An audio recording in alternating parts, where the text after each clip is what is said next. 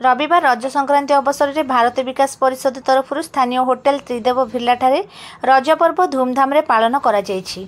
सर्वप्रथमे स्वामी विवेकानंद एवं मां भारती को पुष्पमाल्यार्पण पूर्वक आराधना करा जायथिला। उत्कलीय परंपरा रे नारी और झील मानकर आनंदर पर्व रज पर्व। एथिरे जेतिकी धर्म भावना रही ताठू अधिक वैज्ञानिक और जीवन दर्शन रही बोली परिषदर संपादक संतोष कुमार महांती ठारू प्रकाश।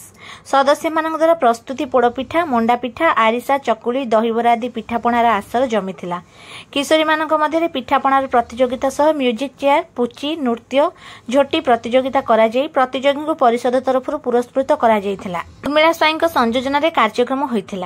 जातीय महिला सहभागिता सदस्य सुप्रीति रथ मुख्य अतिथि भाव में जोग देइथिले। मीरा महाराणा, ममता पात्र, गीतांजलि सामंतराय, प्रणति महांती, प्रगति दत्त, सोनाली महापात्र, कविता पट्टनायक और संयुक्ता दास प्रमुख सहयोग करथिले।